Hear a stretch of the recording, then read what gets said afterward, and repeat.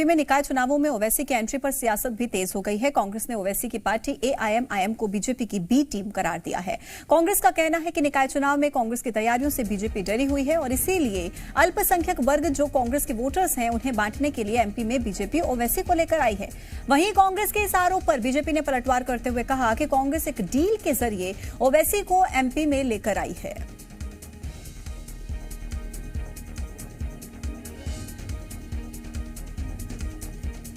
तो कांग्रेस ने एआईएमआईएम को बीजेपी की बी टीम करार दिया है। दरअसल अब निकाय चुनावों के लिए एआईएमआईएम भी कई जगहों से चुनाव लड़ने की तैयारी में है और इसी को लेकर कांग्रेस ने तंज कसा है। निकाय चुनाव में ओवैसी की एंट्री पर कांग्रेस ने कहा है कि बीजेपी की बी टीम है। एआईएमआईएम अल्पसंख्यक वोटर्स को बांटने के लिए बीजेपी ओवैसी को लेकर आई है।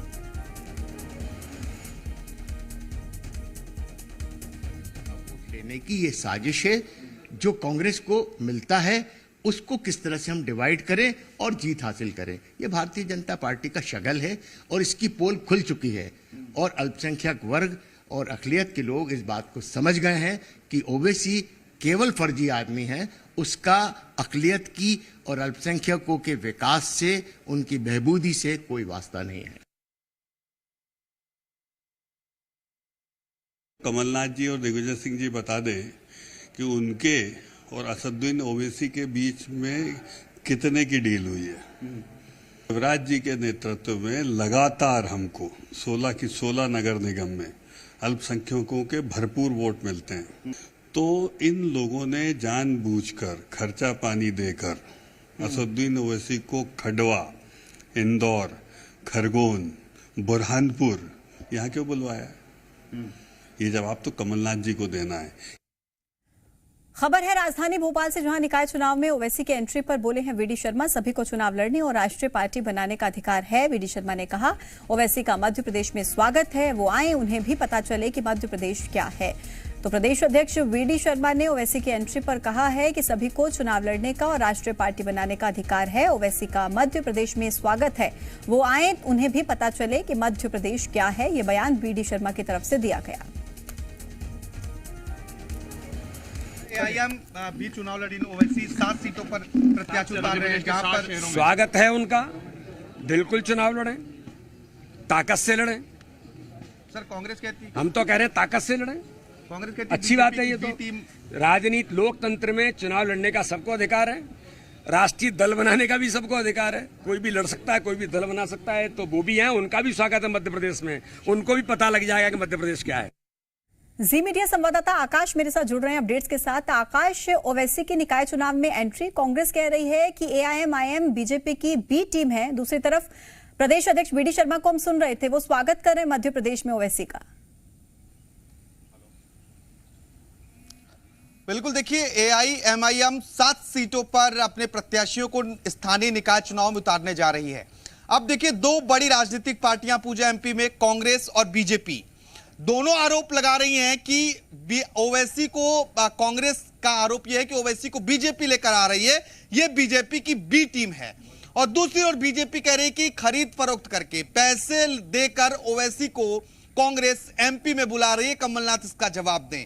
लेकिन प्रदेश अध्यक्ष असदुद्दीन ओवैसी का स्वागत कर रहे हैं। तंज कसा है एक्चुअल में उन्होंने, और उन्होंने कहा है कि आखिर आए वो मध्य प्रदेश और देखें कि मध्य प्रदेश क्या है, उन्हें भी तो समझ में आए। देखिए, दरअसल इन 7 सीटों के जरिए एआईएमआईएम मध्य प्रदेश में अपनी सियासी जमीन तलाश रही है और निकाय चुनावों में उन सीटों पर प्रत्याशियों को उतारने की तैयारी है जहां पर मुस्लिम निर्णायक भूमिका में हैं, अल्पसंख्यक निर्णायक भूमिका में है। चाहे वो हम खंडवा को देखें, बुरहानपुर को देखें, खरगोन को देखें या फिर इंदौर को देखें, इन जगहों पर अपने प्रत्याशियों को एआईएमआईएम इस बार निकाय चुनाव में खड़ा करने जा रही है।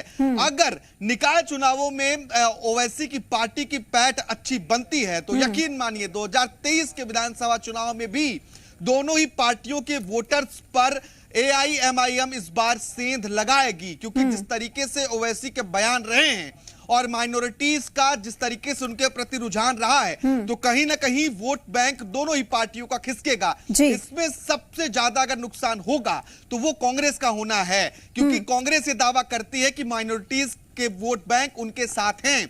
ऐसे में कांग्रेस को ऐसे क्षेत्रों में झटका लगने की पूरी उम्मीद है जहां पर ज्यादा माइनॉरिटीज के वोटर्स हैं। मालवा निमाड़ अंचल, इस अंचल में ज्यादा सीटों पर ओवैसी की लेकिन टीम उतर आकाश रही है। 7 नगर पालिकाओं को लेकर निकाय चुनाव लड़ने का ऐलान किया है ओवैसी ने, जिनमें भोपाल भी है, इंदौर भी है, खरगोन भी है, बुरहानपुर भी है।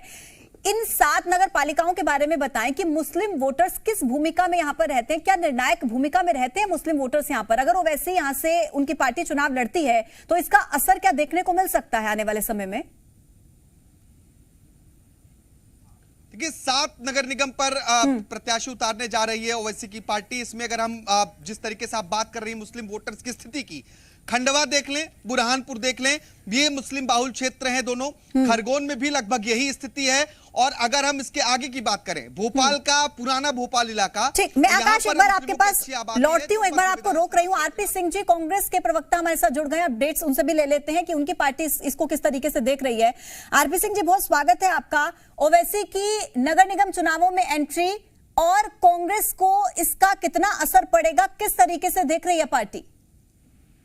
देखिए, कांग्रेस का स्टैंड तो बिल्कुल क्लियर है। जो एआईएम है वो बीजेपी की बी टीम है। जहां भी वोट काटने की आवश्यकता होती है, उत्तर प्रदेश अभी हालिया में देखिए सबसे बड़ा निर्माण है। तो जो भी जिस प्रकार के अल्पसंख्यक वोट होते हैं, उन वोटों के विभाजन, क्योंकि इन्होंने तो निश्चित रूप से बिल्कुल स्पष्ट रूप से भाजपा तो ये डिक्लेयर कर चुकी है कि हमें इनका वोट ही नहीं चाहिए। हालिया में कई बड़े नेताओं ने, 30 नेताओं ने भी ये चीज स्वीकार की कि ये वोट हमें मिलते ही नहीं है, हमें चाहिए ही नहीं। तो अब जो वोट जहां पर जाता है जिन पार्टियों में, विशेषकर कांग्रेस की ओर जाता है, तो वो वोट कटुआ का काम बुला रहे हैं। वोट कटुआ को एक तरह से जेब कतरों को आमंत्रण दे रहे हैं, जिससे कि मैंडेट जो है, जनमत है, वो बिखरा हो जाए जनमत का। तो निश्चित रूप से ये तो कांग्रेस की वोट जो है, वोट काटने के लिए ही बी टीम को बुलाया जा रहा है। यानी आपको लग रहा है कि कांग्रेस पर इसका असर नहीं पड़ेगा। मैं आपके पास वापस लौटती हुई, हितेश वाजपेयी जी बीजेपी का पक्ष रखने के लिए हमारे साथ जुड़ गए। वाजपेयी जी, बहुत स्वागत है आपका। आप सुन रहे थे आरपी सिंह जी को, वो कह रहे हैं कि अल्पसंख्यक वोटर्स को तोड़ने के लिए बीजेपी की बी टीम बनकर आई है एआईएम। देखिए, आप जानती हैं 16 की 16 नगर निगम हमारे पास रही है। तो 16 की 16 नगर निगम हमारे पास इसलिए रही है क्योंकि हमको सबका वोट मिलता है।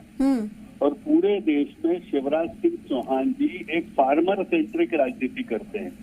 नर्मदा जल को हर घर पहुंचाने की राजनीति करते हैं। तो स्वाभाविक है, आपने देखा होगा बहुत बड़ी मात्रा में हमको अल्पसंख्यकों का वोट भी स्थानीय निकाय में मिलता है।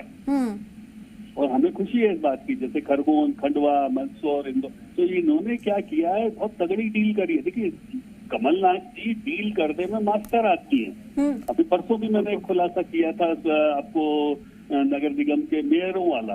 आपने देखा, सूचियां वही की वही निकल के आई। तो हमें पता है पिछले 8 दिन से बैठकर इन लोगों ने बहुत तगड़ी डील। वाजपेयी जी, आप कह रहे हैं कि कमलनाथ के साथ ओवैसी ने डील की है, और आरपी सिंह जी कह रहे हैं कि बीजेपी की बी टीम है एआईएम। देखिए, उसका रिजल्ट में आपको बताया ना भाई, 16 की 16 नगर निगम हमारे पास रहती है। तो ये क्या चाहते हैं कि अब इसमें से मुस्लिम हट जाएं तो शिवराज जी को वोट देते हैं, जबकि अल्पसंख्यक समुदाय, मुस्लिम समुदाय शिवराज जी को विकास परक राजनीति के लिए वोट। हम फ्लाईओवर बनाते हैं शिवराज जी नर्मदा का जल एक एक वार्ड में पहुंचे। आपको मालूम है कितने वार्ड अल्पसंख्यक वार्ड है? और आप बिल्कुल टीम भेजिए कैमरे की, सब जगह नर्मदा का जल पहुंचा है। वार्ड है, तो कितना असर एआईएम की इस एंट्री से पड़ेगा चुनावों पर, ये तो नतीजे बताएंगे। वाजपेयी जी, बहुत शुक्रिया आपका हमारे साथ जुड़ने के लिए। आरपी सिंह जी, आपका भी बहुत शुक्रिया। आकाश, शुक्रिया आपका अपडेट्स पहुंचाने के लिए। बढ़ते हैं आगे, खबर भोपाल से ही है, जहां पर प्रदेश बीजेपी अध्यक्ष वीडी शर्मा ने एक बयान दिया कि 1-2 दिन में महापौर प्रत्याशी के नाम घोषित हो जाएंगे। बीजेपी में कमल का फूल लड़ता है चुनाव। सभी 16 नगर निगमों में जीतेगी बीजेपी। कांग्रेस किसे भी प्रत्याशी बना ले, फर्क नहीं पड़ेगा। ये बयान दिया गया है प्रदेश अध्यक्ष वीडी शर्मा की तरफ से कि कमल का फूल ही बीजेपी का प्रत्याशी है, और 1-2 दिन में महापौर प्रत्याशियों के नामों का भी ऐलान कर देंगे। आज और कल के अंदर भारतीय जनता पार्टी के प्रत्याशी मैदान में होंगे, लेकिन भारतीय जनता पार्टी का प्रत्याशी तो मूल होता है कमल का फूल, और कमल के फूल पर भारतीय जनता पार्टी अपना प्रचार प्रसार करती है। प्रत्याशी तो हम सब निमित्त मात्र के हैं। तो ये जो कार्यकर्ता, यही भाजपा की ताकत है, और प्रत्येक बूथ पर जो कार्यकर्ता काम कर रहे हैं, यही चुनाव जिताते हैं और यही चुनाव लड़ते हैं। शिवराज सिंह चौहान के नेतृत्व में जो भारतीय जनता पार्टी ने विकास का इतिहास बनाया है, तो इसलिए माननीय प्रधानमंत्री, माननीय मुख्यमंत्री के इन सारे जो उन्होंने गरीब कल्याण से लेकर के जो काम किए हैं, तो विकास इस चुनाव का बड़ा मुद्दा है। हम विकास के मुद्दे को लेकर के, गरीब कल्याण के मुद्दे को लेकर के, और जो गुड गवर्नेंस इस देश को दी है माननीय प्रधानमंत्री ने, उन मुद्दों पर हम इस चुनावी मैदान में प्रत्येक बूथ पर जाकर के बूथ को विजय का संकल्प सभी कार्यकर्ता लेकर के मैदान में उतरे। रतलाम सीट पर महापौर पद की उम्मीदवारी के लिए कांग्रेस में खींचतान जारी है। आज फिर से पार्टी के नेता महापौर पद के उम्मीदवारों के नाम पर मंथन करेंगे। पार्टी की तरफ से नाम पर आम सहमति बनाने की भी कोशिश की जा रही है। महापौर पद के उम्मीदवारों की रेस में राजीव रावत का नाम सबसे आगे बताया जा रहा है, जबकि मयंक जाट उन्हें कड़ी टक्कर दे रहे हैं। पार्टी 15 सीटों पर महापौर पद के लिए उम्मीदवारों की घोषणा कर चुकी है और आज शाम तक रतलाम के नाम पर भी मुहर लगने की पूरी संभावना जताई जा रही है।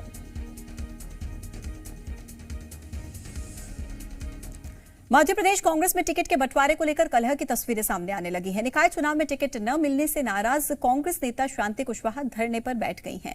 भोपाल में पीसीसी चीफ कमलनाथ के निवास के बाहर शांति कुशवाहा धरना दे रही हैं। प्रत्याशियों के चयन को लेकर हुई कांग्रेस की बैठक पर भी सवाल उठाए। शांति कुशवाहा का कहना है कि वो कई सालों से पार्टी के लिए जमीनी स्तर पर काम कर रहे हैं, लेकिन उन्हें टिकट नहीं दिया गया।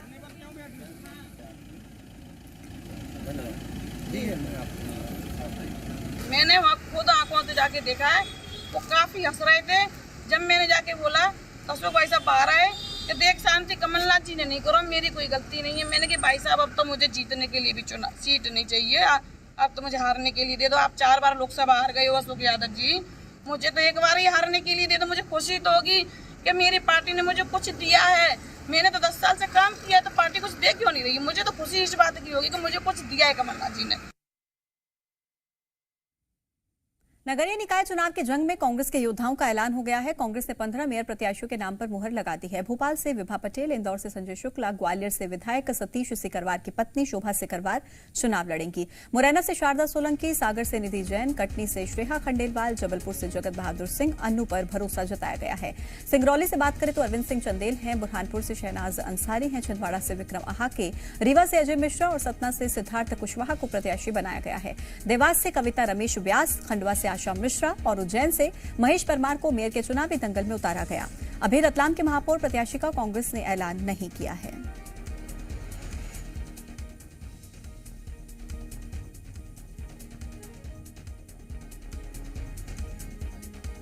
पंद्रह महापौर प्रत्याशियों के नामों का ऐलान हो चुका है। हालांकि रतलाम सीट से अभी महापौर प्रत्याशी का ऐलान नहीं हुआ है। उम्मीद है आज शाम तक नाम पर मुहर लग सकती है, लेकिन कांग्रेस ने महापौर प्रत्याशियों की लिस्ट जारी कर दी है। 15 नाम सिंगरौली से अरविंद सिंह चंदेल, शहनाज अंसारी, छिंदवाड़ा से हैं विक्रम आहाके, रीवा से अजय मिश्रा, सतना से सिद्धार्थ कुशवाहा हैं, देवास से कविता रमेश व्यास हैं और खंडवा से आशा मिश्रा, उज्जैन से महेश परमार। नगरीय निकाय चुनाव को लेकर कांग्रेस ने प्रत्याशियों की घोषणा कर दी है। इसके बाद अब महापौर प्रत्याशी अपनी अपनी जीत का दम भर रहे हैं। ग्वालियर से कांग्रेस की महापौर प्रत्याशी शोभा सतीश सिकरवार ने प्राचीन अचलेश्वर मंदिर में पूजा अर्चना कर अपने चुनाव प्रचार का आगाज कर दिया है। जी मीडिया से बात करते हुए उन्होंने बताया कि शहर का चौमुखी विकास करना उनकी प्राथमिकता होगी और जनता की डिमांड पर ही उन्हें पार्टी ने टिकट भी दिया है।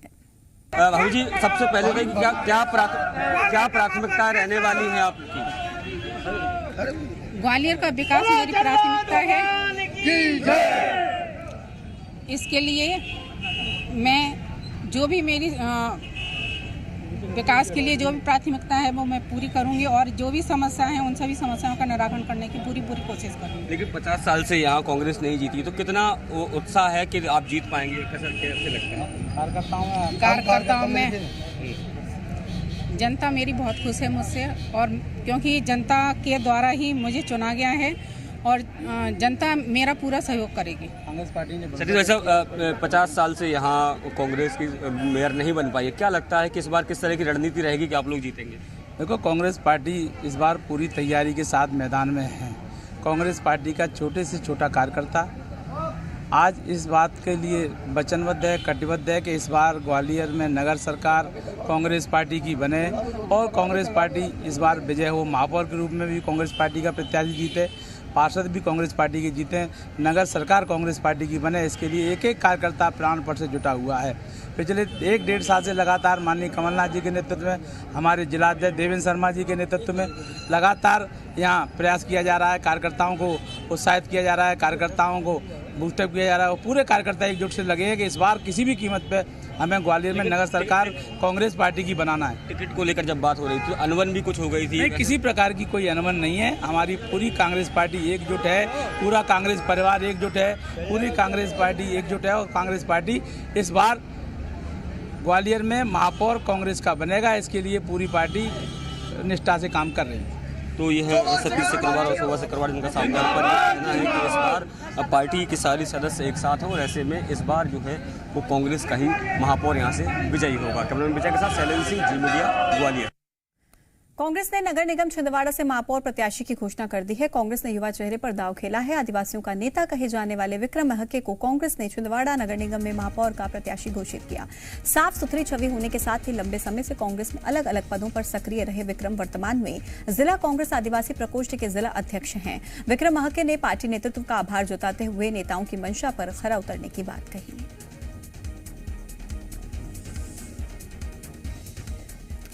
आज से बीजेपी का निकाय चुनाव के लिए शंखनाद हो गया है। निकाय चुनाव में जीत के लिए बीजेपी ने बूथ विजय संकल्प अभियान शुरू कर दिया है। भोपाल के पंचशील नगर स्थित बूथ नंबर 1260 पर सीएम शिवराज सिंह चौहान पहुंचे। इस दौरान बीजेपी कार्यकर्ताओं और पदाधिकारियों ने विजय का संकल्प लिया। सीएम शिवराज सिंह ने बूथ समिति के सदस्यों की बैठक ली। कहा कि जो बीजेपी का उम्मीदवार है उसे विजयी बनाएंगे और चाहे वो पार्षद हो या महापौर हो, अभी प्रत्याशी घोषित नहीं किए हैं, इसलिए बीजेपी का प्रत्याशी कमल का फूल है। प्रत्याशी के नामों पर विचार जारी है। विजय संकल्प अभियान के जरिए बीजेपी का 51% वोट बैंक प्राप्त करने पर फोकस होगा।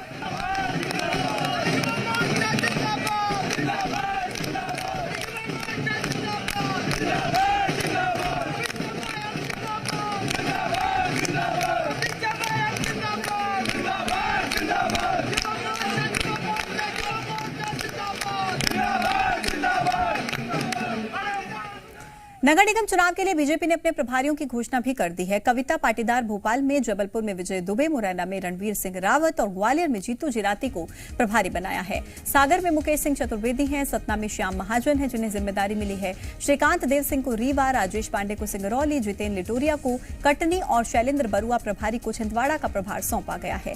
देवास की बात की जाए तो पंकज जोशी हैं, उज्जैन में आलोक शर्मा है, रतलाम में जयपाल सिंह चावड़ा हैं और खंडवा में आशुतोष तिवारी और बुरहानपुर में केशव भदौरिया चुनावों की जिम्मेदारी संभालेंगे।